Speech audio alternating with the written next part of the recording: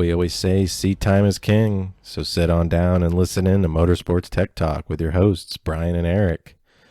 Eric, how's it going? Oh, I'm doing pretty good. Just got back from Daytona.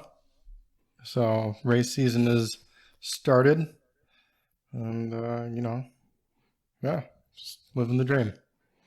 Oh yeah, it's a very quick off season this time. It's good to be right back into it. Yeah, Um, I mean, it's kind of crazy, right? Because, normally IMSA's season ends a lot sooner, but we were done mid-November last year because of COVID. And, yeah, it was shortest off season ever. So, yeah, yeah. I was able to catch some of the LMP3 race, the Prototype Challenge race, which we'll talk about because that was what you were there supporting, correct? that's correct. Yeah. The team I support, we ran a GT4 car the last few years, and they're still doing that this year. But our gentleman drivers decided to go race LMP3 cars as well. So I was there getting that up to speed, I guess, or helping. And Mm-hmm. Mm-hmm. yeah, that was my thing. Yeah, and then also there was the GT4 and TCR testing, Yep. and then a kind of special treat, kind of new for this year, a qualifying race for the IMSA, IMSA GTD, DPI, LMP3 now, also in that class, and then also your GTLMs, so or and P2, so Lots of lots cars. of cars, lots Yeah. of classes. So Yeah, IMSA's switching it up a lot this year. They're now the sanctioning body for uh, your Miatas. So Global yeah, MX5 Cup, right? That's yep, the one. So pretty sweet. yeah, they're doing that.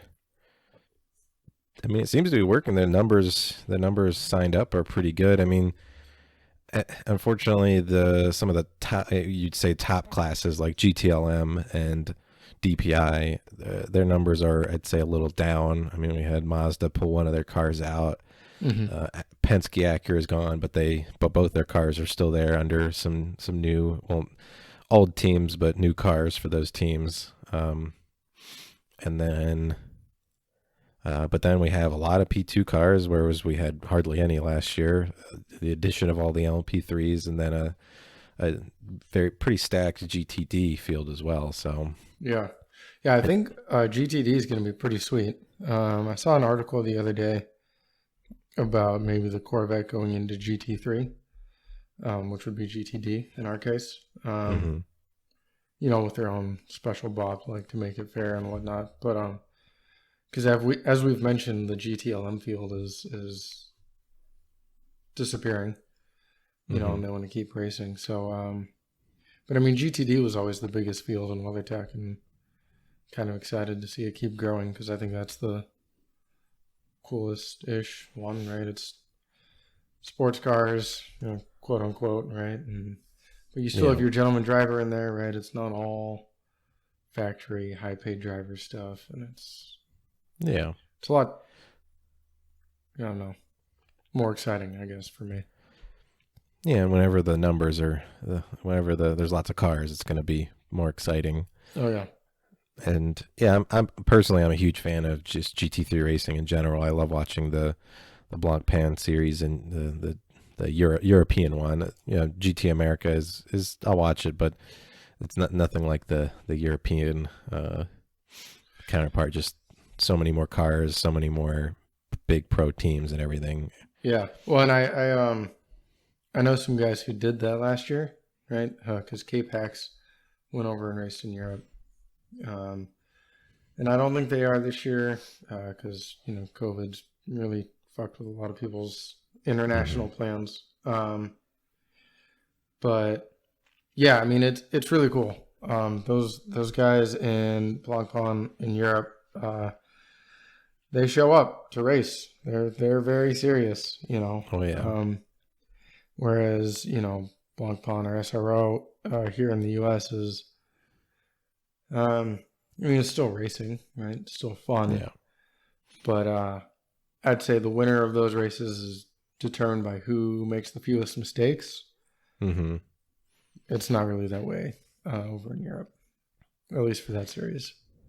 Yeah, and last year I believe there weren't even any pro teams. Like they were all Silver Cup or Pro Am or Am or whatever you want to call it. But yeah, so like not a single. There were some pro teams at some of the events that were the Intercontinental Challenge crossovers, but a lot of the non intercontinental GT Challenge races were mainly just silver and pro am. So still can be good racing, but just nothing like the GT Europe series. That's one of my favorites to watch. Yeah, it's good. It's good to watch. Yeah, but yeah, so yeah, a lot of happenings this weekend. So yeah, we wanted to kind of talk about the Roar and maybe some of our opinions and everything on what happened, and then also get into how we think the 24 is going to go this weekend. Yeah. Yeah, so let me start with this Ligier, all right, this French car. First of all, it's sweet because it's a real race car. Not to say that like the GT4 Aston isn't a real race car. It is based on a road car. GT4 cars, in my opinion, are the closest you will get to a road car. Even though it's technically like a lower class, TCR cars are not even close, No. right? GT4 cars really are the closest thing to a road car. And I think that's awesome. And it's still very racy and it's got all the fancy race bits, but a prototype car is a prototype car, right? You have carbon monocoque, your transmission case is structural. It's got all these different clevises on it so you can move your control arms. So if you want to like play around with those roll centers, and I guess maybe an instant center if you want to do one on one side for some stupid reason. But it's a real race car. It's got a third spring, front and rear. So now we're talking. Yeah, buddy. For anybody listening who doesn't know what I mean by that, it's a spring that's attached to both ends of the bell cranks or rockers on the left and the right side. So the way to think about this, and as a side note, I've been looking at whiteboard apps so we can draw suspension things in the future, and I might throw this on there because it's a little hard to, or it might be a little hard to just picture in your head. But if you think about the way the wheels move, if your vehicle rolls, one goes up, one goes down, right? So then, these bell cranks move in different positions. And because this third spring is attached between them, really what happens is it just shifts left to right, but nothing changes. The distance between the left and the right bell crank doesn't change because the vehicle's rolling. But if you go into a bump, so both wheels go up, then the two bell cranks come together and they compress that spring. And that's your third member. A lot of times it'll be used also for like an aero control, right? You get up on the banking at Daytona, you start, let's say you're going around NASCAR 3, right? Got a lot of aero load, so your wheels move up. You're not necessarily like they are in bump based on the definition, but you're not hitting a bump in the road, right? So they start to compress that spring. And that's another way to control your height with aero. So it potentially allows you to run kind of softer roll stiffness while still maintaining your aero or I guess prevent yourself from bottoming out while you're Yes. going 180 down the straight. Yep. Yeah. And it's awesome. So anyways, this car has a lot of the cool bits, at least physically cool bits, mechanically. When we get into it later, I'm probably going to rag on some of their data collection system is complete garbo, short for garbage. I'm not a fan at all. Yeah, I didn't like it. And a lot of rules in the prototype challenge race is a little weird about what you can add to the car for data stuff. So there's some quirks, but for the most part, it's cool race car stuff. There is one big thing though. There's a oil cooler that sits right above the shocks or coilovers in the rear. So if you want to do anything with those, if you want to turn a click on your compression or rebound adjustment, whatever it is, anything, you got to take the oil cooler off. Someone needs to find the person who placed that there and take them out back and beat them with a stick because it's ridiculous. It's so stupid. You know, are the engineers like, hey, can you double check what rate the springs are? Okay. So then the guys go out and take the whole rear clamshell off and like take off the oil cooler just to look at the spring. Like, although there are a couple of different chassis in LMP3, it's still ultimately going to be balanced all together. So if they really needed to put that cooler for some very slight aero benefit, it had to be right there. It's like, I'm sure it could have been worked out in the balance performance or, you know, in the homologation or something. Like, Yeah.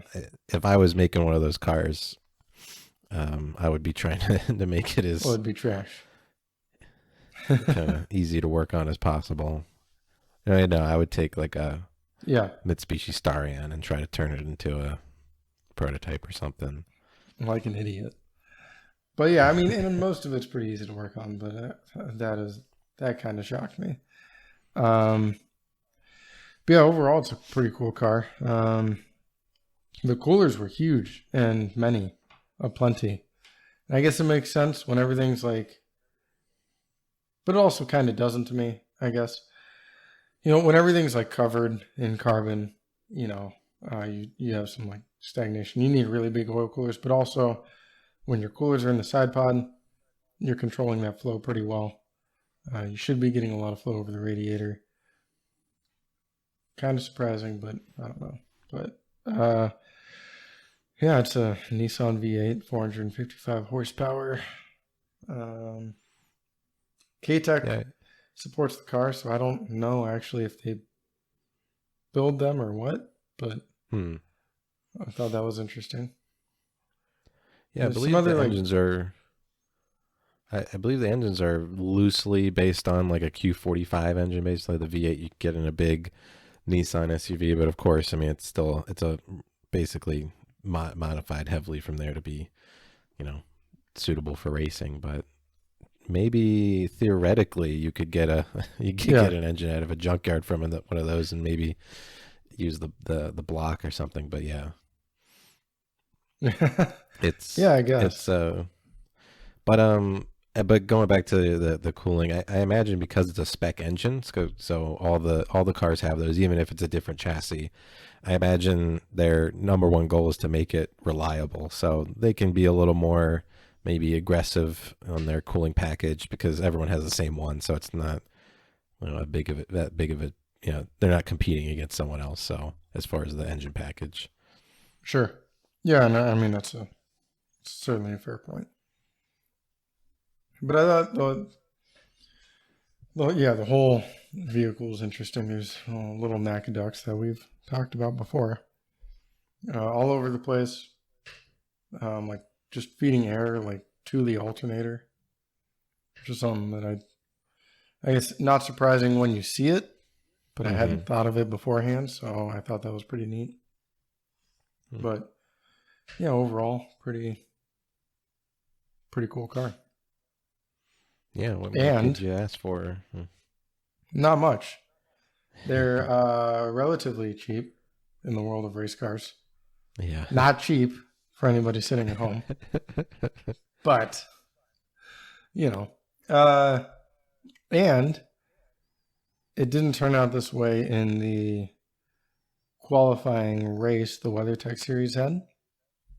And I guess we can go into that later. But in the practices, they were faster than a lot of the GTLM cars. So if you want to go as fast as BMW's best or faster than BMW's best, race car that's got a full roof and everything. And factory drivers and Yeah, exactly. All these like hot shoe guys. Well, go buy an LMP3 car, and now you can race against them. So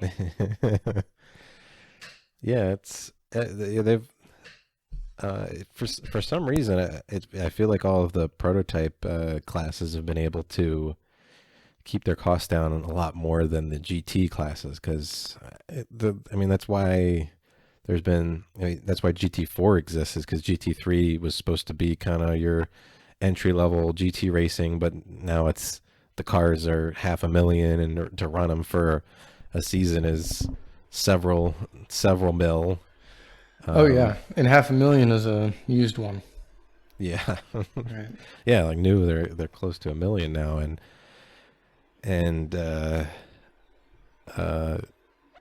whereas LMP2 cars can be had for less than that, and then LMP3 even less than that. But yeah, yeah, I know when LMP2 came out, it was the whole design was to be cost like basically they can't be sold for more than a certain amount. So basically, if the manufacturer can't keep it below that, they're just losing money. So, and LMP3 was similar to that, just but even lower. So. Mm-hmm. Of course, we say you could buy one, but yeah, you put a couple hours into it, and you have to replace a transmission or. Yeah, those parts aren't cheap. Not at all. Oh boy. So you know how much the front clip for the Ligier P320, I think, is the model, but the Ligier we ran, you know how much one of those front clips is? It's probably pretty cheap, right? You can probably get that at the AutoZone or something. Yeah, right? yeah, you can definitely get one at O'Reilly's for sure. Before I hit you with the number, let's be clear. It does include the lights and everything, right? It's all one giant assembly. Yeah. For the ease of changing it in a race, and in case something happens. Yeah. Brake ducts, lights, kind of the whole front underwing and everything. Yep. Yeah. The aero devices, like, it's not just a piece of fascia, but as it turns out, it's about 27 grand. Oh well, that's you give someone a nudge, and there goes If there goes a new ND Miata you could have bought instead. Holy shit, dude. So yeah, affordable. I did have a chuckle when the announcers were talking. I think it was during the qualifying race for IMSA, but LMP3s were there too, and they were talking about, it's great to see it's an affordable class, and I'm just like, what are you talking about? Like, it's affordable to really rich guys, but maybe not as much to the kind of normal most people, I guess. Yeah, it's still pretty crazy, but maybe one day when they get to like LMP12, we'll be able to buy cars and race those. So yeah, maybe it'll be that'll just probably be like go-karts. Yeah, they already have an NPO1, which is still too much. Yeah. So yeah, those are like 80,000, and yeah. Though to be fair, if they had a huge field, it might be something I'd be interested in if I was a rich old man one day. But they don't. They have like 1 to 2 cars, so it's like nah. Yeah, you can get your free trophies. Your free expensive trophies. Yeah, everybody gets a trophy, huh? Oh, damn kids these days. Mm-hmm. But But but yeah, I mean, but as far as the cars in the LMP3, I think there were only two chassis I saw. It was the Ligier and then the Duquesne, I believe, the previously Norma chassis. I believe they swept the weekend in um, both the prototype challenge as well as the IMSA qualifying race. But I mean, yeah, I don't know it's how a you pronounce it, but it does exist, yes. yeah. But they also have two different chassis, like old and new for that, right? And like in the Okay. Ligier, so there was an LMP3 car, but then they also had P1 and P2, because there was an older version which has a little less power, a little less aero, you know, um, things that come with normal updates, right? So, Hmm. although there's two manufacturers, there was a bit more than two different cars, I guess. Yes. Yeah, and I think there's a few more, but I'm not sure off the top of my head. I don't think anyone was running them that weekend. But I think there's one or two other manufacturers that make them. But Ligier was definitely the most popular, and then the Norma, now Duquesne or whichever it is. Those were the ones most people were running. But yeah, I mean, but it was the only official race that happened over the weekend. So, but yeah, how did that go for you guys? Oh boy, let me tell you. Let me tell you. Um, it's something I've never seen in like professional racing before. Uh, the level of shenanigans, let's say. Uh, I legitimately felt like I was at a chump car race. So we're a few minutes in, and there's a 5-car pile up, right?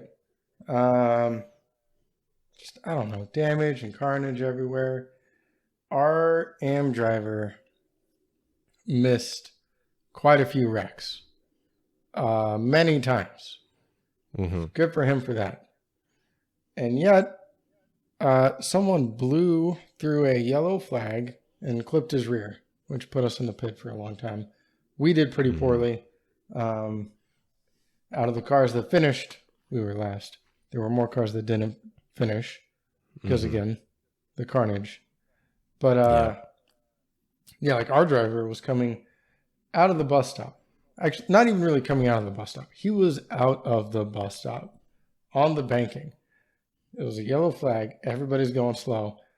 And this one dude just flies past, clips his rear, gives us a flat, which isn't as big of a deal in like a GT4 car where you have a unibody. But Hmm. when you just have that carbon clamshell, it tore everything to shit when that tire started to come Mm. apart. You know, it made things a lot more difficult. But yeah, he just flew past him, clipped him, flew past another couple cars, and then when he realized what he did, pounded the brakes and let everyone go back by to give the position back.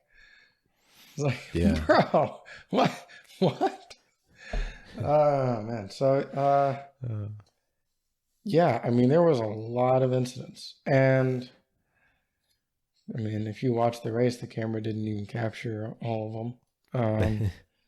yeah, I was watching a bit of it and yeah, because yeah, I was specifically looking out for you guys, and then all of a sudden they show your car in the pits, and it's the whole rear is destroyed because I was like, okay, so he got a puncture, but how the heck did he get that puncture? Like they didn't show it all at all, and they at first they thought like the first incident that Alan avoided in the turn one, they thought that he got clipped there, but he didn't even touch him, so. Yeah.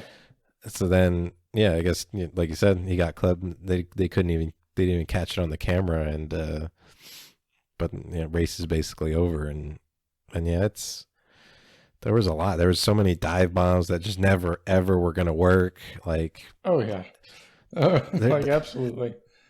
there was some passes where you could see like the guy on the outside started braking way too early, and then the guy on the inside also kind of you could tell the car was like pitching and pitching out because they were off the brake, on the brake, all like they it was just Yeah, not the best. they were more concerned about like maybe what the other guy was doing than being a consistent driver, maybe. Yeah, yeah, and yeah, just either they were just being way too cautious, which caused issues behind them that people weren't expecting, or just they would just send it down the inside, Yeah, quite a you few of know, them sent it.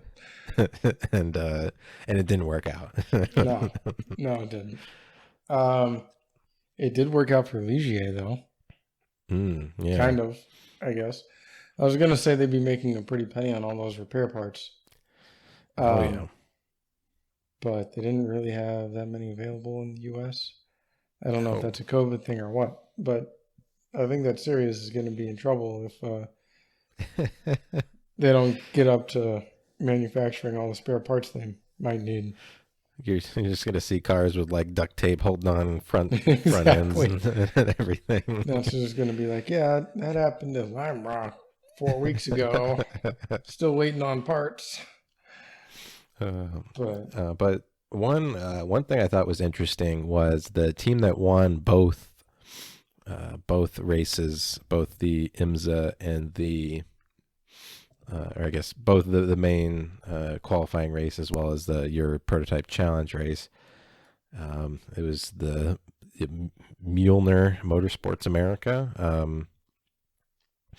They the broadcasters at one point were saying that they did 2 full 24-hour tests beforehand, which seems like I don't even know if like the Toyota LMP1 team does like that much testing before a race like that. And I thought that was pretty impressive. I mean, it showed because they won by 20 seconds in the prototype challenge race, and I think they won by it was like almost over a minute in the IMSA qualifying race. But they showed up to party. yeah, I mean, they won by a considerable margin, you know. And I guess I should take this as a good time to put a side note in. Um, I'm ragging on the PC cars, but the fast guys were still fast. There were some really good drivers there too, Yes. as we saw. And so,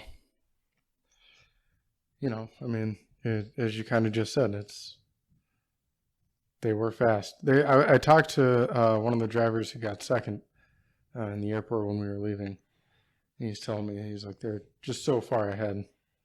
He just focused on doing well, but he knew he's not going to get first, right? Yeah. And that sort of preparation is key, honestly. A new car comes out, and it takes a lot of effort to understand it. Especially these I guess quote unquote real race cars. Mm-hmm. They just have so many things that you need to learn about. Mm-hmm. Because I mean, there's always the vehicle behavior, right? But all those extra bits that you can do to tune it can also be things you can get wrong. Of course. So, you add in the third spring, and now you have third spring rate, and in our case, it's just a spring, but some other cars in different places, it's a damper too, and then you have spring gaps, and then you have packer gaps, and then they come with shims, so you can just like fill up that travel on your dampers, really, so you have less before it hits the packer, right? Mm-hmm. That's how you're getting that packer gap. And then there's aero again. Like I don't think we really messed with it there. But you can move the control arms to change your roll centers. Mm-hmm. It's awesome. And if you really enjoy tuning a car, it's great. There's a lot of things to get wrong a lot of Mm-hmm. potential headaches. Um, so that sort of testing time is really valuable, you know. Yeah, and not to mention the seat time, as we always talk about. Oh yeah, Those drivers got a ton of seat time before the race, so that they probably knew that car like the back of their hand, and they're probably right up to speed, which showed. And then I guess another aspect of it, specifically not as much for Prototype Challenge, but for the Daytona 24, is I believe this will be the first time ever that an LMP3 car has run for 24 hours straight. So, yeah. Well, so they have a mandatory, I think it's 8-minute pit stop. hmm. Um, and supposedly that is to change the clutch. Oh, really? Doesn't sound like an easy job that I would want to do. Doesn't sound like an 8-minute job. But yeah, on that note, these cars, although they are prototype cars and fast, weren't really designed for 24 hours. So hmm. they've got some of that time built in to like, okay, we know you're going to need to replace this major component, all of you. So there's a mandatory minimum time for one of your pit stops. Yeah, that's interesting. So, like, even if you were able to be easy on the car and not have to change it, you're still gonna have to take that 8 minute stop at some point. Yep. Yeah, as long as it's 8 minutes. It might be 9. I might be off by some Hmm. amount. But yeah, you have to take that long pit stop. There's no Yeah, option. that's impressive. There must be something. I think it'll It's also gotta. help like string out that field, you know? Yeah. Because as we saw, they're potentially faster or at least pretty close to GTLM cars. Hmm. So this long pit stop will kind of help string that field out, I think. Yeah, and then there'll be another area where the people who prepared better will get an advantage there. Yeah. Yeah, exactly. But yeah, it was. I usually don't watch the prototype challenge races, so and the field was pretty large from what I've seen in the past. Yeah, I mean, it was decent size. Yeah, it's always good to see. But yeah, I mean, but unfortunately, I was hoping to watch you guys uh, race. I mean, Trent got in the car, but he didn't actually get to really race anyone. No. So that's Yeah, always and unfortunate. what's really disappointing, I guess, with cars like that is the whole car is an aero device, right? Sort of very convenient that we already talked about all this. um, but yeah, it's all very important. Whether it's extracting flow out of the side pod or, um, you know, making the air flow more efficiently over the rear wing or not getting turbulent around the tires or whatever it is, the airflow is completely controlled for the car Hmm. as designed anyway. So when you blow off a little bit of your body work, it has a lot more impact than if you just tagged your buddy's E30, champ car race. Yeah. So yeah, that was pretty disappointing, and we get Trent's feedback for how the car felt. Hmm. And I mean, he's a pro, so he's pretty good at distinguishing what's real, and I guess not fake, but situational. But still, Hmm. there's some component of okay, well, would this have happened if he had gotten into a car that had all the body work? Right. So Yeah. Yeah, and I guess speaking of drivers, as one thing I wanted to talk about was, I mean, although this is professional racing, I mean, specifically Prototype Challenge is a quote unquote amateur class, in that yeah, it's limited to silver and lower, so your bronze and silver rated drivers. So FIA has a driver rating system that they basically based on your accomplishments within racing or the amount of time you've been doing it, all those things. They give you a rating from bronze to platinum. So platinum is going to be like anyone from your Formula One drivers to like, to your factory GT drivers, stuff like that. And then your silvers are going to be your more experienced, quote unquote gentleman drivers. Also, you'll find someone like Trent Hindman, who is definitely on his way. He's on his way up. He's on the swing towards gold. So you'll still find some very good drivers that are just getting more experience into their belt before they probably eventually one day have factory drives. Yeah, I mean, my personal opinion is, just since you mentioned him specifically, is after the Acura that he was driving won the championship, after he was the GTD or GT3 car champion, he should have been moved to gold. But I don't make the decisions, so what I think doesn't matter. But yeah, I mean, you're right. You will see really good drivers who are still on their way up. Or, you'll see real good drivers who maybe aren't even on their way down, but they just get knocked down.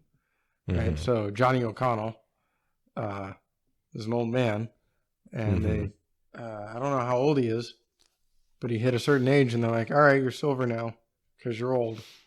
Right? Yeah, like, he's still a good driver, but, it's just an age thing for them too.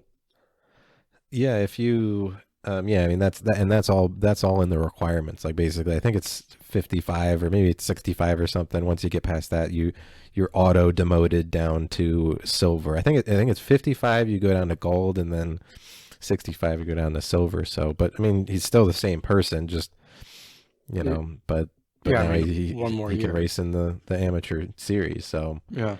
But then you also have your bronze guys, which your bronze is usually really just reserved to your full-on gentleman, rich guy drivers that either range from taking it super seriously, but just, haven't been doing it their whole life. So they're still getting up to speed, to your just, I don't know, guys that just are there to kind of throw their money around, I guess, and have a good time. Right. There's nothing lower than bronze, right? No, at least for FIA. Yeah. So I think there's quite the range in bronze, right? Because I've seen some really good gentleman drivers who do pay to play, but at a severe discount because they're so good. Like they're almost keeping up with the silvers. Not quite, but they're almost there. So they're still footing the bill partially, slightly, I guess. But yeah, so you can have a range from, this is my first year as a gentleman driver, I just got my FIA rating, to this guy who's almost keeping up with silver drivers. It's quite the range. But yeah. Yeah, but I mean, you were joking about like it's worse than it was worse than a champ car race, but honestly, I've seen champ car races that were way cleaner than that. Like, and one thing you pointed out was that one guy missing the yellows and smashing into you guys, and even because in those cars, don't they have like a flag, like a flagging system inside the car? Yes. Oh my God, yes.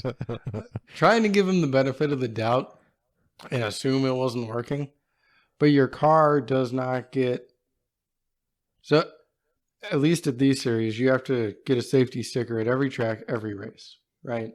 You don't tech once a year, you tech every time you show up. And one of the requirements is that blinking yellow light that's pointed right at the driver, very easy to see, works. So maybe it broke after they showed up or something. But yes, it's a system made by Delphi, so we generally call it the Delphi light. Yes. Yeah, so it's very frustrating that, like, because I was watching our onboard video when it happened. You can see our driver just sitting there and this yellow light flashing right next to him, plain as day, and someone missed it.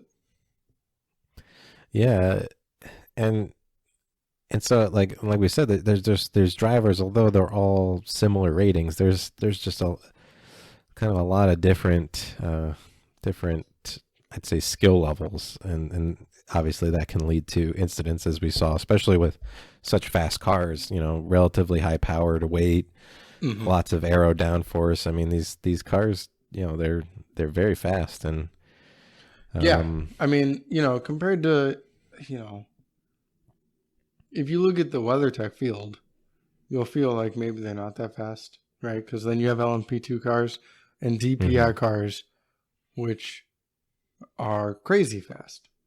yeah, Which then, if you go over to WEC, you say, well, look at this LMP1 car. Or not anymore. But, hmm I mean, in terms of prototypes, they're pretty far down the list. But the fact that they're faster than GTLM cars, like they are legitimate race cars. They're very fast, you yeah, know. Just because they're 455 horsepower and you're, I don't know, uh, what's Dodge make now? It, just because your Dodge, yeah, soccer mom Hellcat, minivan or yeah. has stock 400 horsepower does not mean it's the same thing, right? Um, Yeah. yeah, I mean, there's a lot of things going on with those cars. And honestly, they're phenomenal machines. And you're right. You have some good drivers, and it's a lot to put someone who's maybe it's their first year, maybe not, but I'm just, because all it requires is a bronze rating. It's an amateur series, quote unquote amateur series. That's a lot of car for an amateur, you know. Yeah, I mean, I pulled up the FIA driver kind of categorization regulations here.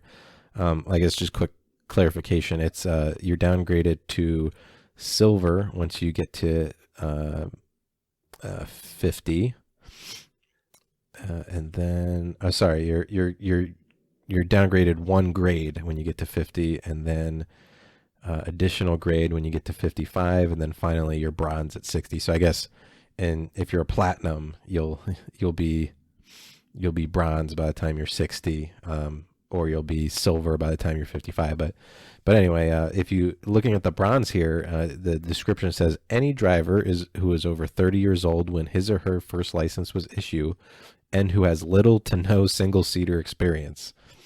Um, so I mean, Yeah. you can have. I mean, it's saying single seater, but I think it's kind of a, in this case it's analogous to just racing experience. But yeah, any driver over 30 previously categorized as silver, but has no significant results. Uh, and whose performance has been shown to be that of a bronze driver in a monitored series. So that one's kind of relative to other people, I guess, you're racing against. And then the other thing, it says any driver under 30 years old with a license issued for the first time during the same year as their first categorization, and who has not competed in any high-level international karting competitions.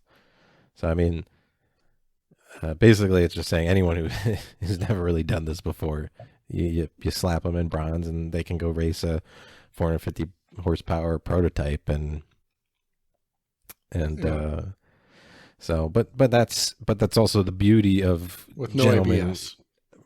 classes and races and everything is, and that's why they usually can have better car counts, is because those classes are designed to have someone who brings the money in, who buys the car, pays the team, they get to drive, and then they try to get someone who has a little bit more experience to be their co-driver, and then they can also learn from that person as well, and that person can help set it up. So in the case of Volt Racing, Trent is their hired shoe, and then Alan is the guy who pays the bills. So Right. And I'm yeah, not, I've to be clear, I really like that system. Um, yeah, yeah, I think it's great. Um, and instead of going on a rant about that, just watch. I think it's called The Gentleman Driver. yep, There's a show on Netflix about it, and it honestly sums up my thoughts about it. So I think it's a great system. Uh, But as I sort of already mentioned, it's just you have a large or a wide variety of talent in the bronze rating, and that's a lot of race car. So, and no ABS, easy to lock up, easy to lose it. We definitely saw a lot of lockups. Oh, a ton. And I mean, we saw a lot of incidents, but there were still a lot of people like losing it without incident, right? Yeah, I mean, it's just crazy. And I keep saying it's a real race car, but everything goes into this, right? And one of the keys in my mind is, this low weight, relatively high power. I mean, I don't want to hear about your boys, Supra, who makes more power, right? Give me a break. It's not the same car. But these things are designed for, very low unsprung mass, very low polar moment of inertia, all these good race car things that maybe you don't have control over or as much control over when you're in any series that runs 200 tread bar tires, right? Any of those. You don't really have control over that. And, one of those things is like the more unstable it is, the easier it is to turn, right? So there's always that balance. That goes into the whole engineering the car, race engineer and driver ability and whatever. But I guess the point is, without all the driver aids, it is very easy to lose it in these cars. Yeah. So. Yep. Yeah.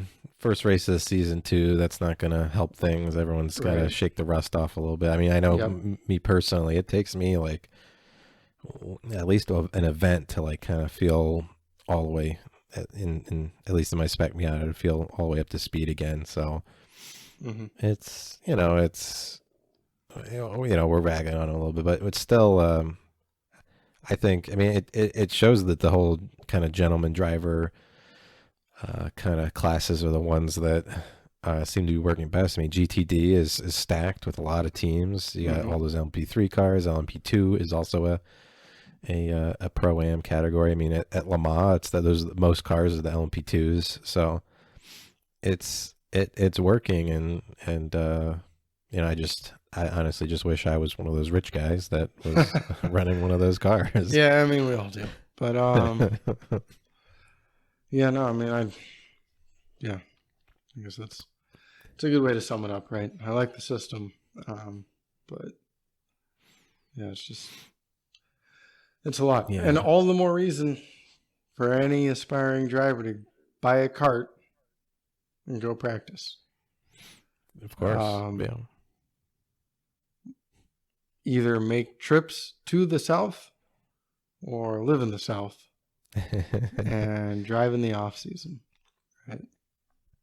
I mean, especially compared to, really anything else. Everything happens a lot faster in the kart, right? I think I already talked about this before with what Trent had told me about it, but one of those things about like no suspension.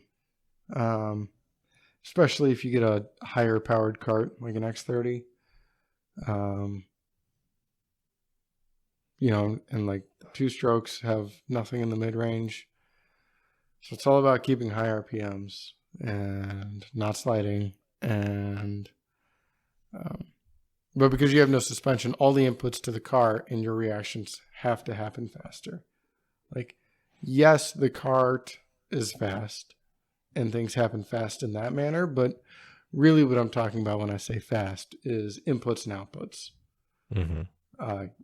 You will feel what the kart is doing immediately, but it's also going to react immediately. So you really need to be on your toes.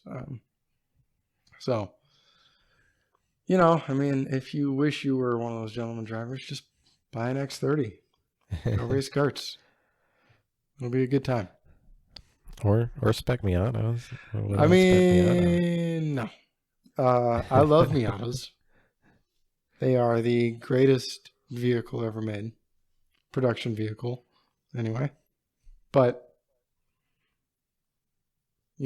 carts. Well, I guess another thing I found that really helped me, we were talking about driver awareness. That one driver missing the flashy light right in his cockpit for a caution. Yeah.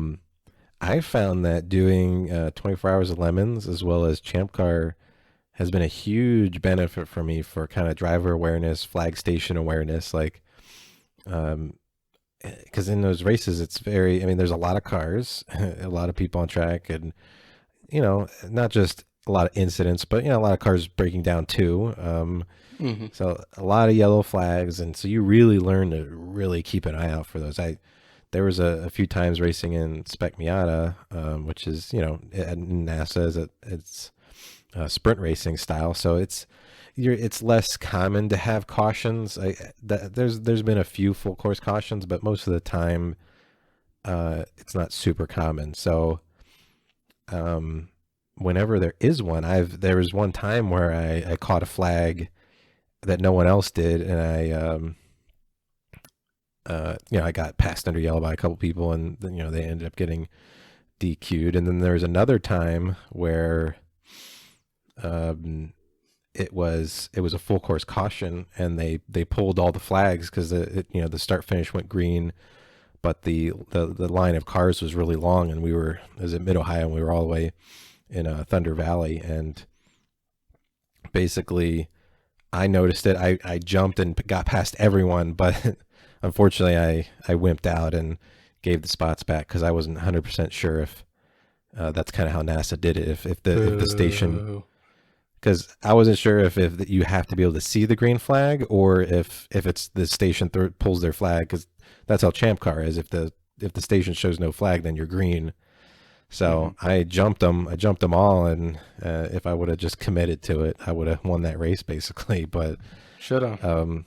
But yeah, I mean, I found that just doing, not only looking out for the flag stations, but just the number of cars that you pass when you're in a kind of front running car in one of those series, you really developed a lot of good kind of racecraft. So that's right. That's maybe some of these bronze or silver guys should do some more Champ Car or AAR or something. Like, I'm not sure about the silver guys, but the bronze guy who missed the yellow, the flashing yellow light in his car, maybe he should do a couple of those. Yeah. We know one guy who raced with us in GWR. Misha, he races in. I mean, he went as far as DPI, I think, for a little bit there. I forget if he actually ever did DPI. I know he did LMP2, which was equivalent he did DPI. to DPI. He was in the Cadillac. The yellow. Yeah, that's right. Yeah. Yeah, and then lately he's been doing GTD, but for the longest time his whole strategy was to just seat time. He'd do all the Champ Car races, WRL, all that stuff, as many as he could, rent from whoever he could. He'd rent multiple seats out of the same car. So in the GWR E30, he would drive 2 stints a day, basically. And I mean, he got up to that highest level. He also, I believe, has a lot of money to be able to do this, so that helps too. But it does help. But at least he knows the key is seat time. Yes. Yeah. So. Yeah, and I guess on your point, although out of all the sort of crap can series, it's my least favorite. I think for what you're talking about, Lemons is probably the best awareness. Yeah, just driver awareness builder. Yeah. They run at least at the greatest racetrack in the world, which is Gingerman Raceway. Mm-hmm. And as a side note, it really is. It's where Good Life has their festival. it's a safe track, and everybody says, can you do less than a 140, which is a reference to Gingerman. So Yes. let's just call it what it is, the greatest racetrack in the world. They run more cars there than the other series. There's a greater differential in speed. And yeah, I mean, that's pretty much it, right? That's how you build that awareness. You know, I personally feel like Lemons is more like a open lapping track day. Kind of frown on wheel-to-wheel racing. I mean, you ask the people who run it, and that's like their goal. I mean, they don't want you racing, really. And not to really put it down, it's just that they're very much against, like, you go two wheels off, you're getting a black flag. Yeah, you know, they want you to have fun, but you know, not kind of smash into each other or anything, which no one wants to happen, but they're definitely very aggressive on that. Right. Yeah, they're so adverse to a potential incident that they try to like maybe neuter you a little bit. I mean, it's still a good time, you know, still check it out. You know, I'm not shitting on it, but and actually I'm telling you, for a cheap series, it is the best for building driver awareness. Maybe not the best for racing, but you know, try 120 cars at Gingerman and oh my god, not hitting anyone. That's honestly though, doing that was very cathartic for me. So like, it was like going to therapy, because there are so many people who either or both maybe don't know what they're doing, and they're in a very slow car that you just you just cut everyone off. You pass them. Everything you want to do on the highway when you're stuck behind an idiot, you can do that. It's all you, right? Exactly. You can't really race someone, but you know, you want to pass them because they're going too slow in a corner, and it's not that hard to go a little faster, and then cut them off. Go for it. You know?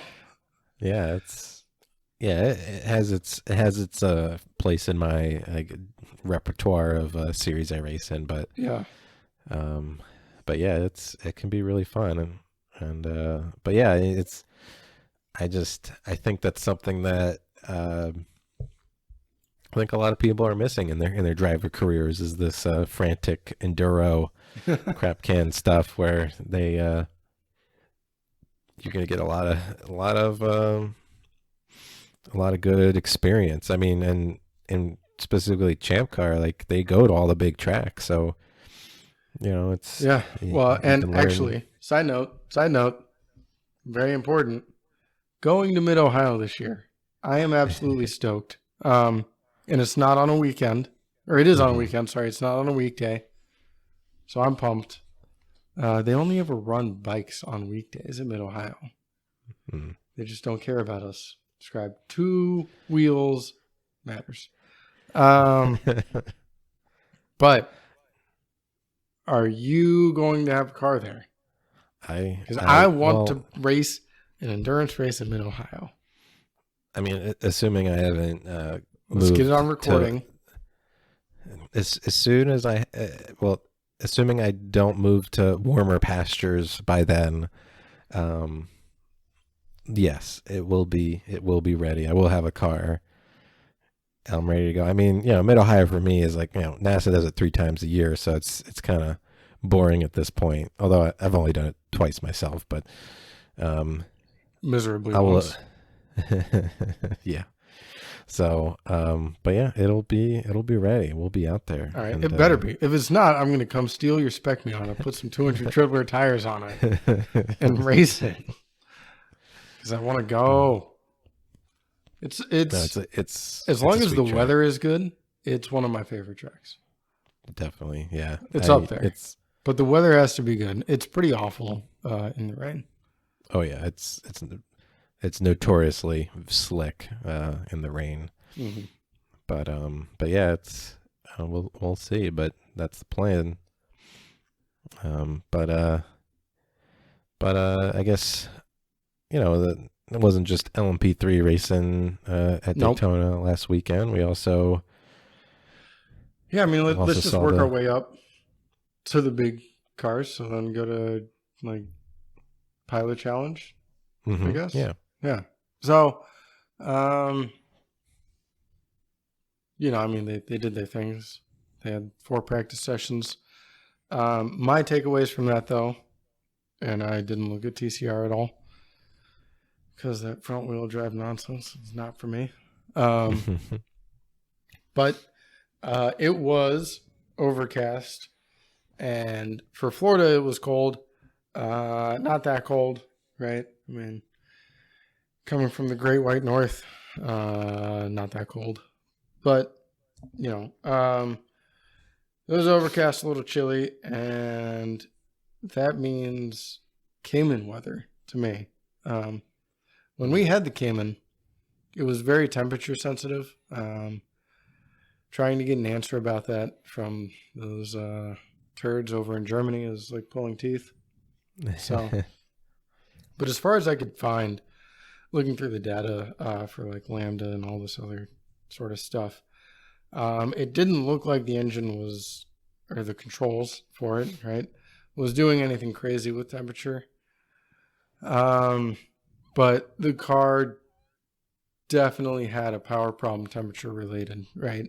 You could just tell by, a given gear ratio, throttle is 100%, and then, 2 speeds, right? You can see the torque, which means then you can find the power. It really does have a temperature problem, which is weird because it's naturally aspirated. You could argue air density, it's colder, air is more dense. But that doesn't really account for everything. So I guess not going too far off in the Porsche, it was Cayman weather, and they finished first in the last session anyway.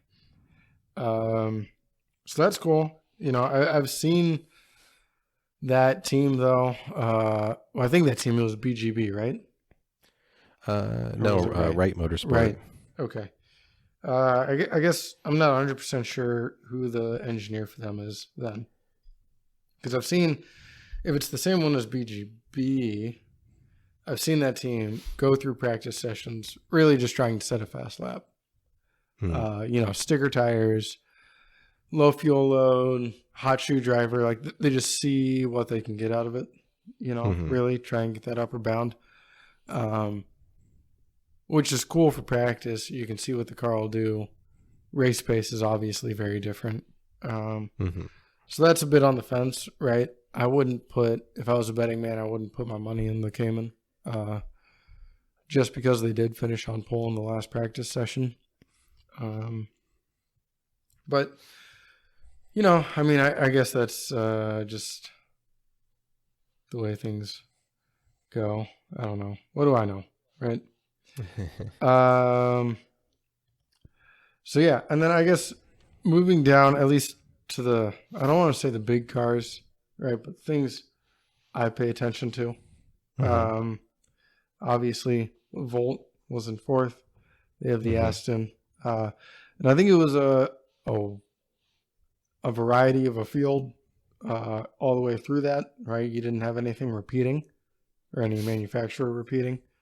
Yeah. Which is cool. That's what the series likes to see. Maybe not the manufacturers, but whatever. The Aston's a good car. It's got a lot of race pace. So I think they'll do pretty well, Alan and Trent. And then the other thing I was looking for or trying to pay attention to was the Supra. The Supra. Yeah, boy. They finished actually pretty far down, I think. Yep. Second to last. Second to last? Oof. Yeah, that is pretty far down. So, my opinion of that is I don't know how much testing they did, but it's a new car. And although it doesn't have all of the headaches that I mentioned with a P3 car, a new car, it always takes you time to learn. I mean, you just have to learn about the car, how it reacts to different changes. So if this is their first big event with it, it's not crazy, right? Honestly, if this was their first big event, and I would have expected them to do more before this, but if it was, I would expect them to finish pretty well in Daytona because they should have learned a lot in all these practice sessions. So we'll see how they do. I had already mentioned in previous podcasts that the series BOPs the new car, or BOPs, balanced performance. They hit the new car with that, but they generally try and underdo it so they don't, strangle out like new manufacturers. So I'm a little surprised to see him that far down. Sometimes it's just like a gimme. You can show up and not even try and do well. But we'll see. The guys at Riley obviously have a lot of experience under their belt. And if they learned about the car, we'll see that come to fruition.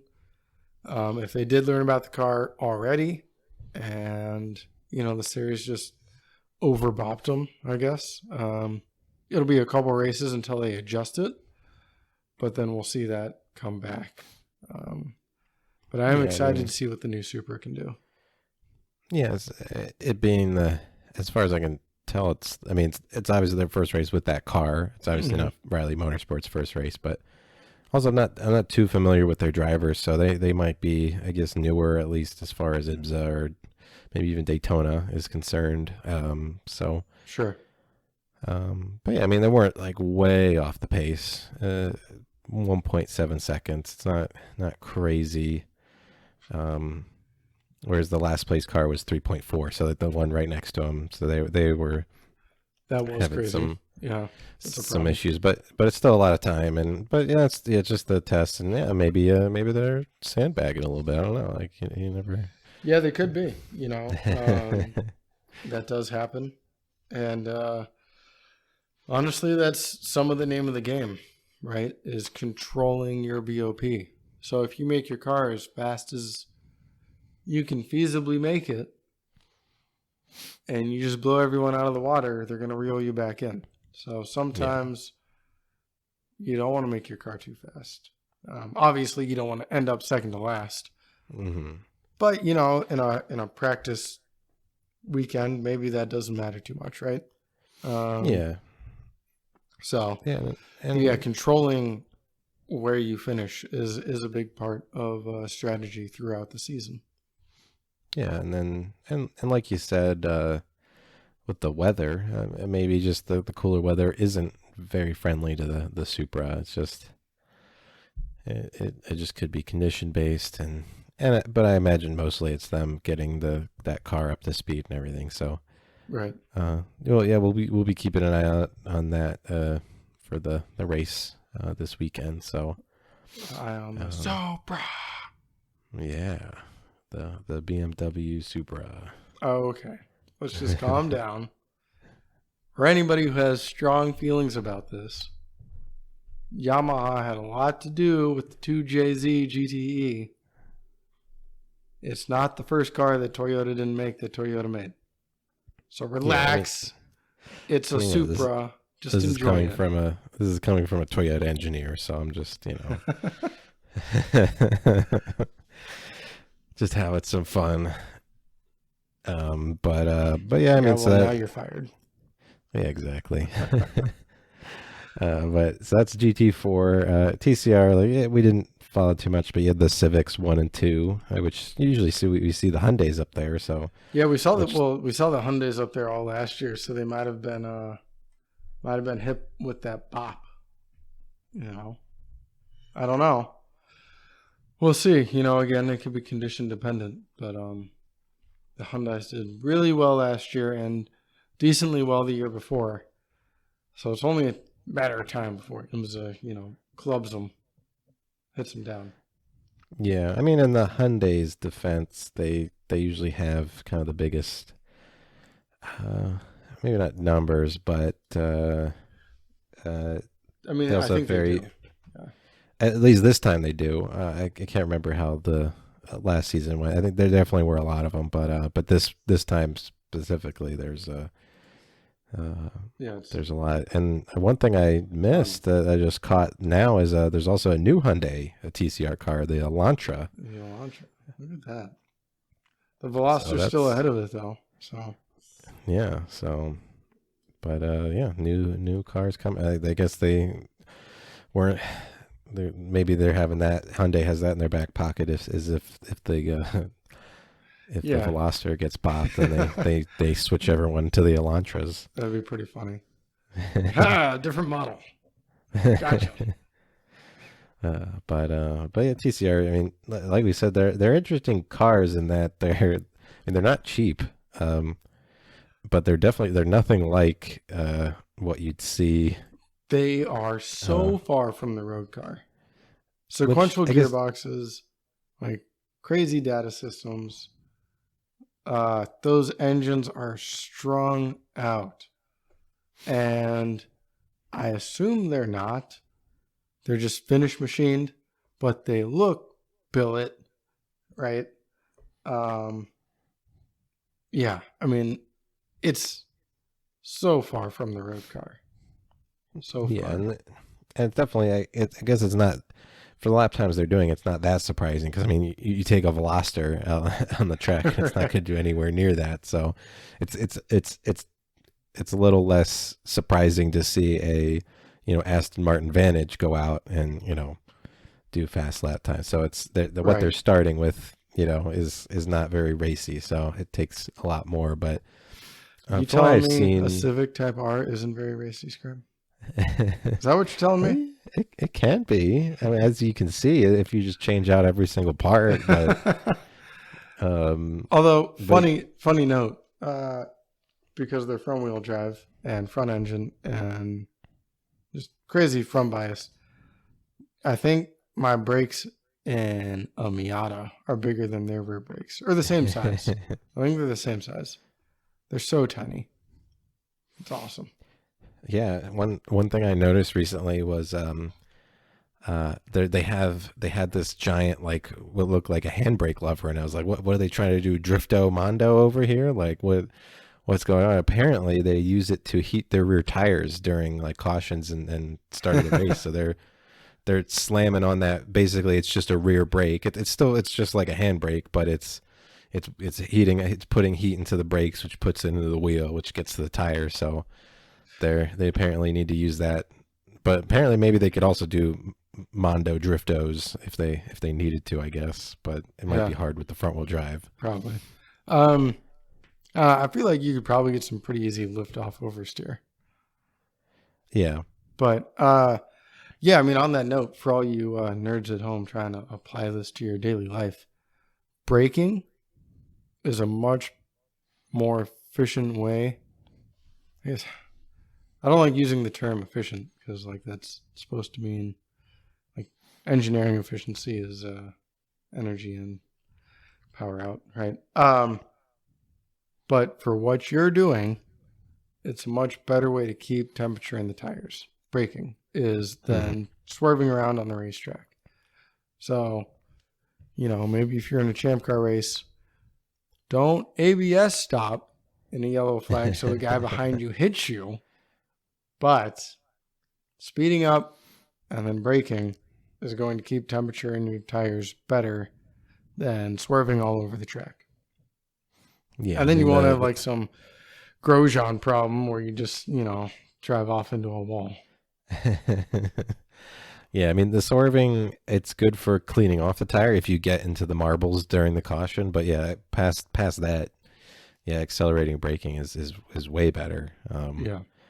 And honestly, I found myself having driven a front wheel drive car in Champ Car.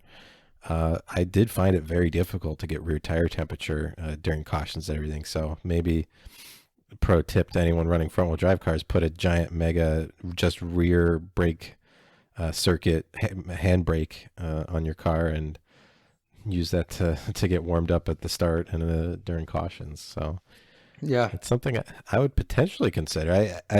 I wouldn't recommend you using your handbrake for that because that's just going to melt those cruddy little, shoes or whichever setup that your car specifically Shoes. has. But I mean, they only have one caliper in the TCR car. So, I mean, obviously it's a very nice, fancy caliper.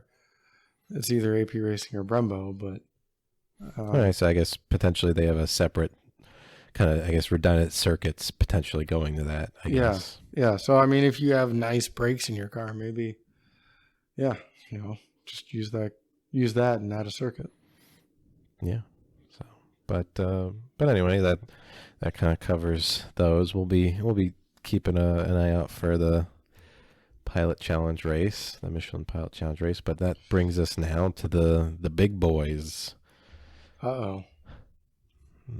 So like we said, they had for the first time ever, they had a qualifying race, which yeah, I guess it's a little more exciting than regular qualifying. I mean, no one for the most part is going to really risk it during a qualifying race to aggressively pass. At least I'd advise against it because It's I not mean, worth it. if for especially for qualifying for a 24-hour race, most especially it being an IMSA race where cautions are usually aplenty because they don't do really any kind of hot pulls. If just if someone gets a flat and pieces of their car come off somewhere close to the track, they're going to throw a full course for that. So cautions are plenty. They also give people laps back under caution. So qualifying is probably the least important for the 24 than any other race really in the world potentially. Uh, but but because of that, I imagine that's why they wanted to do a qualifying race to try to spice it up. But even then, it was still still some good racing. It was still racing. Everyone out there still wanted to win and get that pole. So, and I imagine I think there were some points to be had. I mean, which there is in normal qualifying. Um, but there's some points, and then I think it also lets you choose like your pit stall and everything too. So that can be advantageous in the race. So everyone was out there trying to win it, but it was definitely, I think for the most part, people played pretty nice. But it was wet to start, and then dried out as we went on. But yeah, in the DPIs we had Cadillac on top. I guess I guess there was a lot of shuffling around in DPI over the off season. Um, a lot of the same teams, but a lot of different cars. Um, I mean, there's Whalen, Mazda, uh, Mustang sampling JDC Miller. They all had their same cars, so that the Cadillac for Whalen, the Mazda obviously for Mazda. Uh, the Mustang sampling car was still the Cadillac, but now we have Meyer Shank Racing moving up to prototypes with an Acura DPI. Yep. So that's nice to see. And then Yeah, I mean, they were running the Acura GTD car, so it's not too crazy to see them staying in that family. yeah, yeah, and then also for the Acura, we also have Wayne Taylor Racing, normally running a Cadillac. They moved over to the Acura DPI. So and then they also had the Ricky Taylor returning to his father's team. So it's back to being a family fun endeavor. Um, and then we also had they got a lot of, I guess, screen time, but we had Ally Cadillac Racing with Jimmy Johnson behind the wheel, as well as Kamui Kobayashi, who's probably the one I'd be more looking out for as far as a fast prototype driver. He has a lot of experience there. But, Jimmy Johnson, I believe seven NASCAR championships, and it's always fun to see someone from a different discipline out there. Mm-hmm. So Yeah. he was out there as well. Chip Ganassi, now with a Cadillac, previous of, I mean, they've been in the prototype ranks before, but it's been a while. I guess most recently it was the Ford GTs in Le Mans, GT Le Mans. So yeah, it's good to see them too. So a lot of moves, but kind of same faces, just different cars, or at least similar faces. Right. But yeah, I mean, yeah, the Whalen, the team Whalen, ended up getting the win, the pole, with Mazda right behind him, and then Mustang sampling in third. So kind of the usual guys up there. Mazda with only one car this year, so I better hope they have their reliability down, which in the past has been a little bit of a struggle for them. But now they only have one bullet in the gun now. So Right. Well, it also seems like they worked it out pretty well last year, or the second yeah, half maybe, and you know yeah, they they were up really there. They were got it close. together. They were definitely fighting for that championship. So Yeah. Which, if I might shill for someone for a minute, good for them. I love Mazda. I mean, I like Miatas, but every single Mazda I've driven has like fantastic steering, even if it's an SUV or a CUV. Like, more power to them. You know, yeah, I'm so happy they're doing better. I really do like Mazda. yeah, and really, not even arguably, they have the hands down the best kind of grassroots racing support of really any manufacturer. Yeah, for sure. You know, they're. I mean, I'm waiting for my contingency check for Spec Miata, but should be coming soon. But yeah, I mean, just for placing in a regional championship, they're giving you. Actually, I think it's like a prepaid debit card, but it's It's nice. money. It's money, and it helps keep the racing cheaper, and you know, and I imagine for them, it's kind of a small investment for them to kind of build that brand. So Right. it's always good And to see. what a great brand it is. So, Yes, um, but yeah, but let's but yeah. why don't you get on your speculating shoes for Mm. me? Tell me, looking through the practices up into this qualifying race, the LMP3 cars were matching the pace of the GTLM cars. We already sort of mentioned that. You know, when I left Daytona, the only GTLM car that was faster than the LMP3 cars was the Corvettes. Which, to be fair, the BMWs are huge and slow, and the Porsche isn't run by Porsche. But still, um, but looking at this qualifying race, it doesn't seem like that at all. The LMP3 cars are pretty far down. So why don't you think they have the race pace?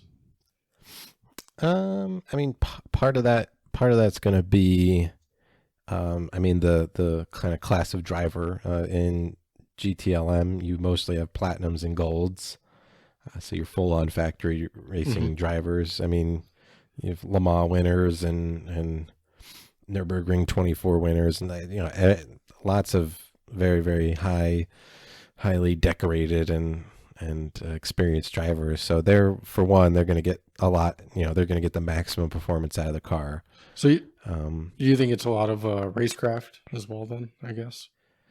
yes, I think, and then also, yeah, it's kind of where the LMP3 is going to be best is going to be in the corners. So any traffic that they hit is going to slow them down. So I remember a few years back the GTD or GT3 cars they got a bump in performance, just like all of them did, based on the kind of global homologations, and they actually were faster in a straight line than the GTLM cars, and there was a big concern there because they were worried they were just gonna hold them up the whole time. But I think in this case it's the opposite, where LMP the GTLM cars will be able to pass the LMP3 cars kind of on the straight, I believe, at least. I mean, if they're since the the GTLM cars are getting roughly the same or faster lap times, I imagine down the straights is where they have the kind of biggest benefit, since at least that's what I'd expect. Sure. So you think down the road when they're not at a course like Daytona, when they're somewhere like Mid Ohio, you think the LMP3 cars will be back up there? I think so, and I think they could actually create a lot of problems at those kind of tracks. Like I could see some GTLM drivers getting super frustrated with them because the at least the front runners, I'm sure they'll be just as fast, if not a little bit faster, but maybe a little less consistent. Hmm. So I could see them getting very frustrated by that. So That'll be good. yeah, it'll be interesting to see. And yes, because when you're throwing them, whenever you throw an extra class into the mix, that's going to take a little bit for them to get used to it, and then also you're introducing probably a lot of drivers that these guys aren't familiar with, so they haven't kind of worked up a rapport with these drivers. Like they don't know what to expect from them, so Right. that can always create some confusion. I think that's a good point. I'd like to talk about it for a second. Knowing your paddock, the drivers who are around you, is very key. You don't see it in places. We should think of a phrase or a term to call our 200 treadwear tire endurance series. Mm-hmm. So it doesn't take so long to say. But you don't see it there because there's so many cars, and then there's at least 4 people per car, right? Mm-hmm. Yeah, I mean, if you have a full team of, or a full paddock of 80 cars, 4 people per car, it's 320 drivers, dog, right? Yeah. So it's not reasonable there, but in something like pro racing or even in like Spec Miata, knowing you do know who's driving around you and you sort of know their behavior. And if you read Carroll Smith's Drive to Win, this is one of the things he talks about, right? It's very important to know who's racing around you. It's to know how aggressive they are or how stupid they are, you know, just know their attitude. So I think it's a good point you mentioned. Is with a influx of new people, it's sort of what are they going to do, right? Yeah. Especially after watching that PC race, what are they going to do? Yeah, it could. I think it's probably, at the least it'll be exciting. Right. So, yeah, and we got a lot of cars in all the classes. So in the past, it's really just been. I mean, GTLM usually has good racing, but there's less cars there. So if one car just has the measure of the others that weekend, then a lot of times they can run away with it. And then kind of similar DPI. And then LMP2 last year, a lot of times didn't even have more than 3 cars. So Yeah, it was a guaranteed podium almost. yes, yeah, I almost ended up looking at GTD for like a lot of the action last year. So now I think, the LMP3s mixing it up, the LMP2s, there's a lot more this year, and we have some, at least for Daytona, some big teams that we've seen in the WEC, like Team Racing Netherlands. We got Guido Vandergaard driving, and another XF1 driver. Maybe not as as prestigious as some of the F1 drivers we've seen, in at least as far as their results, but he's still very fast and Formula One caliber. So you have them, Dragon Speed, which they've been racing in IMSA for a while, but they have 2 cars. We got High Class Racing. I believe they're also in Settler. They're also from either ELMS or the European Le Mans Series or WEC. But so we got some big names here. I imagine some of those might be kind of endurance rounds only, but still good to see a lot of cars out there. Yeah. But I guess one area that's a little disappointing is the GTLM, in that we only really have 2 factory teams this year in BMW and Corvette, with Porsche pulling out. Luckily, we still have some Porsche representation with WeatherTech Racing. And they have quite a few factory drivers there, but they also have Cooper McNeil, who is actually a silver driver, which is pretty rare to see in GTLM. But I mean, he's been racing in IMSA for a long time. But you know, I'd expect them to rely heavily on those Porsche factory drivers for, you know, at least the ending of the race. And it's strange. One of those Porsche factory drivers is in a Corvette. Yes, yeah, we had some moves there too. We have Nick Tandy, Yep. previous Le Mans winner, in overall Le Mans winner in the Porsche LMP1 car. Mm-hmm. He's a good racing. driver, yeah. Yeah, and then we have Alex Sims as well, who's a former BMW factory driver. And then in the other car, and I think to round that out, we have Tommy Milner, but he didn't drive in the qualifying race. I imagine they wanted to get their newer guys in there for the extra seat time. Right. So, and then in the other car, we got Jordan Taylor, who's there last year as well, and then Nikki Katzberg, I believe another BMW driver. They're all they're coming from all over the place. So, yeah, Corvette finishing 1-2. Not too surprising, although, you know, with Doug Feehan leaving and some of their old, I guess their drivers that were with them for many years, you know, either retiring or leaving. You know, we weren't sure if you know, if it would affect things, but so far, not so much. So, Yeah. and then of course, you know, as we talked about in one of our episodes, Pratt and Miller getting purchased, that doesn't seem to have affected anything either. So, Yeah. I mean, if you're a betting person, I'd probably wait. yes, You know, these racing. Pratt and Miller advertised having longer racing contracts, so maybe when that's done, we'll see what happens. But overall, yeah, I mean, I think it's great to see that they're still racing and having a good time. So yeah. And then also in GTLM, we also have Risi Competizione, who they've been on and off really, but they're as close to a kind of a factory Ferrari team as you can usually get. But right. yeah, it's good to see them out there. So in the past, Rizzi has only when they quote unquote pulled out, they stuck with the endurance races. Do you know if that's all they're doing this year? Like, are we going to see them at Daytona and maybe Sebring, but not our shorter races later in the year?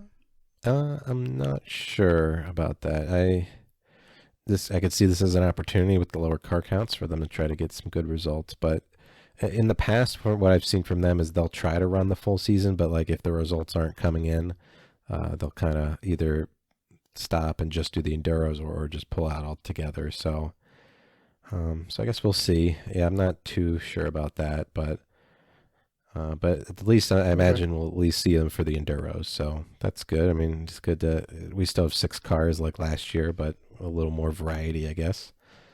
And then the BMWs didn't have the best showing this weekend. No. But it is it's a qualifying race, so that if you're gonna have a little struggles, maybe have it now. And it was a wet race, at least in the beginning, and if I remember correctly, I don't know if they're the best in the rain. Usually it's the Porsches and surprisingly the Corvettes that have been, I guess I wasn't expecting the Corvettes to be really good in the wet, but they seem to be. They had a really good pace at the beginning. So, but yeah, I mean, it could just been the kind of the conditions. We'll see how they are in the 24, but yeah, but still a little disappointing though in the turnout. You know, WEC has the same issue. They only have, I believe, they actually only have 2 cars now, the Porsches and the Ferraris. So, kind of the maybe if they all came together, the Corvettes, the BMWs, the Porsches, and the Ferraris, then we'd be good. But they kind of went their separate ways. So, yeah, kind of the factory supported GT cars are struggling really. So we'll see. Maybe it could be a lot of the. I know some manufacturers are starting to look into LMDH or LM or LMH, depending on whether it's WEC or, I mean, both can. while you're mentioning that, can we talk about how weird that commercial was? Because Yeah, I thought you were the joking when you told me uh, at the end of the commercial it says Lamar Daytona H. I thought you were joking, and then I yeah, watched it, and that's really what they said. They just yeah, end with like Daytona H. yeah, the initial announcement when they announced the kind of collaboration between the ACO and IMSA, because both LMDH as well as LMH, so there's Lamar Hypercar as well as uh, Lamar Daytona H. I guess it doesn't stand for anything. Um, they can all race together. You can bring an LMDH to WEC and race it at Lamar, but I believe you can't bring an LMH to Daytona and race against those guys. But I'm not 100% on that. No, this is supposed to be the. I mean, I wouldn't be surprised if you're right, but I'll be very disappointed because that was DPI was Daytona Prototype International. That was supposed to be the one that could race everywhere in the world, and it didn't work out. So Yes. they're round 2 with LMDH. So if you're telling me it's not one chassis that can't race everywhere, I'm gonna be very Well, upset. it's the opposite of what it was before. DPI was basically you could bring a P2 car, or you could bring, basically they were modified P2 cars, and you could race them in IMSA, Daytona, and all that. But you couldn't bring a DPI car to Le Mans and race in the top class there. You could bring a P2 car, but then you'd be racing in P2. Whereas in this case, my understanding is LMDH will be able to race in WC and Le Mans 24, but the specific LMH. So right now there's only one LMH, and that's the Toyota. I believe they can't race in IMSA, but I'm not 100% on that. Maybe actually I'll look it up now while we're talking, and I'll get back to that. But I'll be very upset if. I mean, very upset's relative, I guess. I'm still gonna go sleep tonight, but yeah, I mean the whole point is this is your top tier car, right? You don't have LMP1 and Daytona prototypes racing on 2 different continents. You have one car that'll race in the top tier at Le Mans, and same car that'll race in the top tier at Daytona. I thought the initiative. I mean, yeah. So I mean, they are 2 different cars. The main difference between LMH is, I believe it has a spec hybrid system, but the engine is up to the manufacturer, and then the chassis is all up to, you can make your own bespoke chassis basically. Whereas LMDH is kind of more similar to LMP2, where it's a spec chassis in some ways. Like, so there's, like Ligier and Orica, and so those manufacturers will make a chassis, and then there's I believe a spec hybrid system again, and then the engine can be chosen by the manufacturer themselves. So you'll see well, potentially, just like we see the Acura DPI right now, which is an Orica chassis with an HPD or Acura engine underneath it. And then some different body work to make it allow them to style it their own. It's kind of similar to that, in that some cars will be kind of spec chassis that you can purchase and then put in a almost spec powertrain, but you still get to choose the engine. Whereas the LMH cars, those ones are more open to the kind of to the manufacturer, but ultimately these will all be balanced together. So it's yet to be seen which will be the most advantageous, because I imagine one will still be a little better than the other potentially. Sure. So yeah, I guess whether the chassis is open to the manufacturer or not, they're all going to race together still. And they'll be correct. They'll at least bopped accordingly. Yes, at least in like WC and Le Mans. Whereas I imagine if you want to race in both, then you'll build the LMDH. whereas LMH, it seems to be more focused on the WC and Le Mans. Um, so basically, yeah. So I'm just looking through it now. Basically, the for LMH, the chassis choice is free and can be based on either a bespoke pure racing chassis or a road-going hypercar. So this is supposed to be originally accommodate things like the Aston Martin Valkyrie, which I believe was canceled, at least the race version of it. And I think there's a few. There was the Valkyrie. There was the I can't remember. I mean, there's like the Bugatti. There's a couple kind of hypercars coming out soon, and these were meant to kind of maybe McLaren as well, kind of like the P1 or something like that. Uh, but but but yeah. So the chassis is open for an LMH, whereas like I said, the LMDH uses a kind of from kind of pick I guess a couple available chassis. So power I think will be similar, obviously. But as far as hybrid systems, it's okay. It's optional. Sorry, it's optional in the LMH. So you don't actually have to run a hybrid in the LMHs, whereas LMDH will have a spec hybrid system. Okay. So potentially, I mean, I imagine though I could see some of the cars being better. Like you could see that maybe we'll see LMHs be better at Le Mans or something, and then LMDHs be better, at the slower, the lower speed tracks. I imagine, if a manufacturer like Toyota is investing in their own bespoke car, I imagine they'll probably do a little more optimization as far as kind of maybe Le Mans specifically, Right. stuff like that. Um, but yeah, as far as where can they race, so the cars,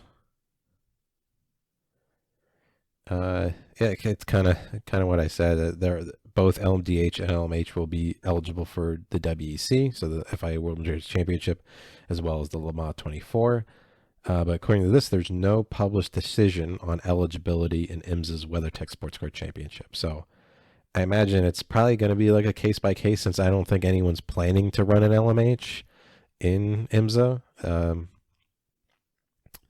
Then until if Toyota wants to come to Daytona or Sebring or something, maybe then they'll start talking about it. I imagine it's possible since they can both race in WEC. It's just I think no one's trying to. So yeah, I mean that'll be interesting. That'll be next season. We'll see those cars. We'll see how that goes. At least the LMDH is the LMH. We have Toyota running this year. They debuted their car recently, and then there's two other manufacturers I think that are due to show off their vehicles kind of later in the season. So I imagine Toyota basically will run uncontested this year, which they have the last few years anyway. So Right. it's unfortunate for the fans, but great for Toyota. Yeah. More I'm sure they'll wins. get another. They should get another Le Mans win, but yeah, I think it's Glickenhaus has a car underway, and maybe I think it's Bicalis. So there will be some challengers, but I imagine Toyota will be way more up to speed by the time they debut their cars. So Okay. anyway, um, uh, so that I guess we were talking kind of LMP. Let's see, we're I don't know. talking. Just went way off on a fucking sidetrack on that one. Yeah. So anyway, I guess going back to Daytona. I guess I think we talked DPI, we talked GTLM, we talked a little bit LMP2, we've talked a lot LMP3. So that kind of leaves your GTD. So in this case, we had, I believe we had the BMW taking the win, which yeah, I mean they're always competitive, but it's good to see them up there. Turner Motorsport, they're always there or thereabouts. We also have Porsche in second with FAF Motorsports. We got the another displaced Porsche factory driver driving with them, Lawrence Vantor. So, and then we have GRT Grasser Racing in third with the Huracan. They're always super fast. I think they've won 2 of the last 3 years, so I'm sure they'll be. They usually just run the endurance races, so they also run that team also runs in the kind of the SRO GT Europe series. Okay. So they're a pretty good team. So Yeah. yeah, and then we have just lots of GTDs. So Yeah. I mean, well, let's talk about who's that driver in number 4 or 4th place, not car number 4. 4th place GTD. Yep. Oh yeah, we got Ollie Gavin. Yeah. So he got the boot, I guess, from Corvette and decided to take his business elsewhere. He will talk to your manager. I mean, he is a really good driver. Of course. So that'll be interesting to see, because I think Lexus did really well last year, didn't they? Yes, yeah, I think they almost won the championship. The last the race, I think they had a problem with a long pit stop and didn't win. I think. Something like that. They crashed into each other. I think the two Lexuses. Yeah, but I know someone who screwed up on the pit stop on the last race when they were about to win. I can't remember. And I have know, not stopped making fun of him since. I remember. So it was Sebring, right? Was the last one. Mm-hmm. And well, I know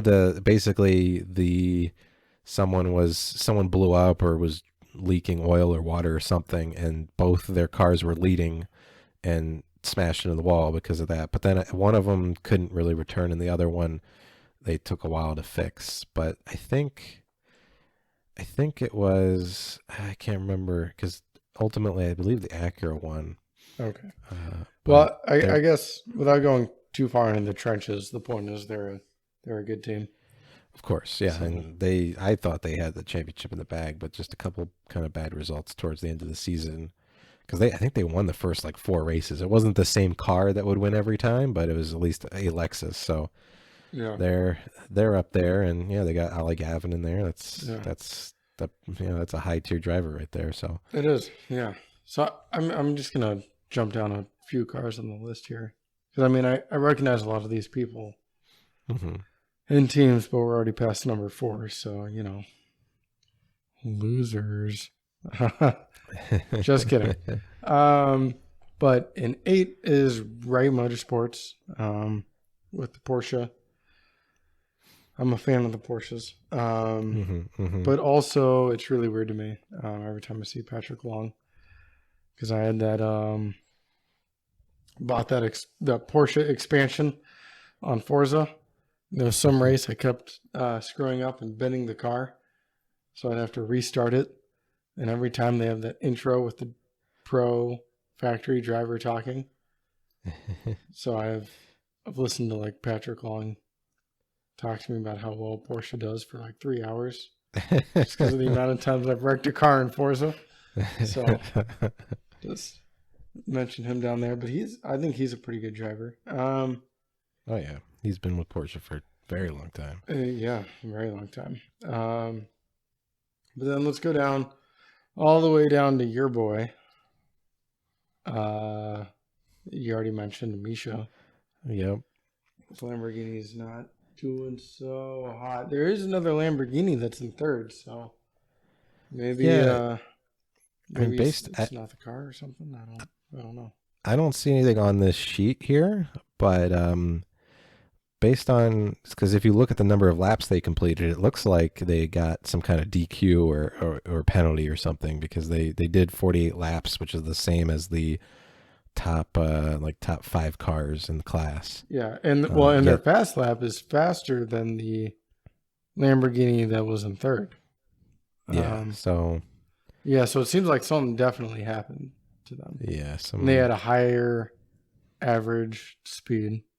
Um, yeah, so I think you're probably right. I don't know what happened to bring them down there, but yeah. yeah, So some sort of penalty, maybe post race infraction, maybe something in the car wasn't up to snuff, up to par, yeah, not to the letter of the rules. So I mean, yeah, luckily it's just a qualifying race. That means they starting back, but yeah, sometimes that can be a blessing in disguise as long as they can stay in the lead lap and just stay out right. of trouble. But Yeah, I mean it can be difficult to stay on the lead lap, but as I learned, you don't want to start in the middle of an LMP3 field. So yeah, so yeah, I'm sure I'll be looking at. I believe this is his first time in the Lamborghini. He was in the Acura last year, so mm-hmm. different team. Our With co-driver there Trent. being two Grasser racing cars, they usually only run the Enduros, as I said, but maybe they're planning to do a full season effort, at least with Misha, which is what I'd expect. To him to be the full season guy, at least the silver guy. Mm-hmm. But yeah, I mean it'll there's lots of great names in GTD, and yeah, that'll definitely be one of the ones to watch. It always is. Yeah, So it really is. I mean, because as we sort of already alluded to, there's factory drivers in there. There's some Browns guys in there. I mean, they're fast cars. They're GT3 cars, and it's a big field. So, in my yeah, opinion, it's one of the more exciting things to pay attention to. yeah. So yeah, we'll definitely be tuning into this one. We're looking forward to it. It's always fun to see after the season. There's always, with all the changes, we got a lot of new teams, a lot of teams with different cars, and yeah, we'll have to see how it shakes out. Cadillac's looking pretty strong for the overall, but Mazda was right there too, so they usually have a lot of pace. And then I imagine the teams with the Acuras are still. I mean, Acura won the championship last year, so that car will still, I'm sure, be very fast. And they were, between the Acura, Cadillac, and Mazda, they were all within, 7 seconds of the leader. So well, after an hour and 40 minutes, it's pretty good. And so that'll be exciting, Mm-hmm. especially with all the big names you have up there, of course. I mean, we have Kevin Magnussen making his GT racing debut after getting basically kicked out of Haas F1. We all saw that spicy documentary. Yeah, So, yeah. Drive to Survive. So yeah. that's where you can get to know Kevin a little bit there. But yeah, you got big names: Jimmy Johnson, Kevin Magnussen, lots more. But and then yeah, I think it's gonna be a good race. GTLM has, I guess, some different teams. That's always good to see, and lots of LMP2s, lots of LMP3s, all gonna be mixing it up with with each other, and lots of traffic for the fast guys to get around. So it'll be, I think it'll be a good race, and I think it's good to see IMSA doing pretty well right now, because I mean WEC is, like I kind of alluded to, is struggling a bit. They're only really gonna have one car in their top class. Plenty of LMP2s. Only 2 teams in the GT Le Mans or GT Pro as their classes, and then the GT Am. Lots of teams, but again, their kind of premier pro classes have really only like 7 cars to total. So between both LMP1, or I guess LMH and GT Pro. So yeah, it's good to see IMSA doing well, especially in these trying times. So Oh my God. gonna say, if you said unprecedented times, I'm turning my Yeah. computer off. If I hear that one more time, I'm gonna lose it.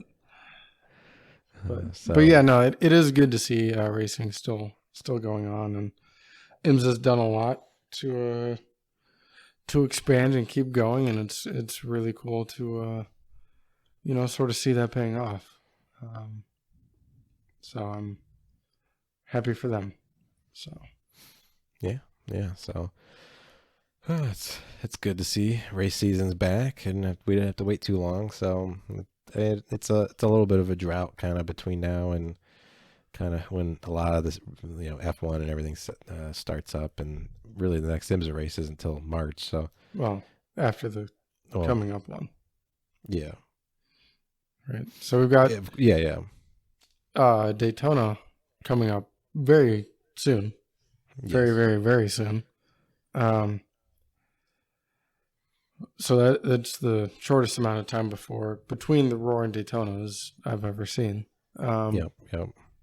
But then, I guess Sebring is mid-March, and then I think March is when SRO is supposed to start back up. So yeah, there's SRO. I think also in Europe as well. I think the Bathurst 12-hour is somewhere between Daytona and Sebring, but if I remember correctly. But yeah, I mean, it's still we got racing, and only more racing to come this year. So it's always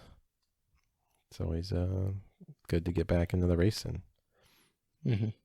Yeah, no. So yeah, we'll be paying close attention this weekend, and we imagine anyone listening to this, at least this far in, will be too. So hopefully, hopefully you guys enjoy it. Like we hope to as well. So then this episode should be going out right before the race, as long as I'm not too slow with it. I mean, that's the plan. So yep. So yeah, I mean, I think this is gonna kind of be like a little almost bonus episode this week. We're trying to get on a better schedule, basically uploading every Monday for our kind of main episodes, I guess you could say. But this one will be kind of a bonus midweek one, I think, and so we can get it out before the 24. And we should have another one out basically the next Monday before. So I mean, this one being a little bonus, it's looking like to be the longest one yet. So nothing. Bonus. Extra bonus. So, but yeah, as always, make sure to, if you want to follow us, we have an Instagram at Motorsports Tech Talk. We have a Facebook at Motorsports Tech Talk. That's kind of the best way to keep in touch, see when the latest episodes are going. We like to post other snippets too, at least on the Instagram. Mm-hmm. And then of course follow us on the various podcasting platforms to get the latest episodes as well, and as well as YouTube. So subscribe to us there. Give us a rating, a like, a favorite, whatever, and whatever your platform uses. Yeah, and if you guys like this, we'll keep doing it. So and as I alluded to before, I'm looking for like a whiteboard app, so that we can get into some more technical stuff later. Yeah, I think it'll be easier to show, but it'll be on. Yeah, I mean, you'll have to be able to see it, or just be able to follow along with our incoherent ramblings. So I mean, if you have any opinions on like, I ain't gonna watch a video, dog, let us know. But yeah, let us know. As Brad said, follow us, and just we're here. Yeah, since we're already doing this, the last few episodes we recorded kind of over the web. We basically just record separately, and then we have a Google Meets to be able to see each other and talk, kind of like we're both just right here. But since we're already really doing it like that, we might start to just try recording them, and in the YouTube version, we'll just have the full video there. So, and once if we get the whiteboard and everything going, then it'll be kind of easier to explain stuff. So, Right. Yeah, definitely subscribe to that YouTube, which is also Motorsports Tech Talk. It's Very easy. all easy, yeah. So yeah, we'll hope to kind of upgrade to that soon. So, but until then, thanks for listening, and we'll talk to you guys again soon.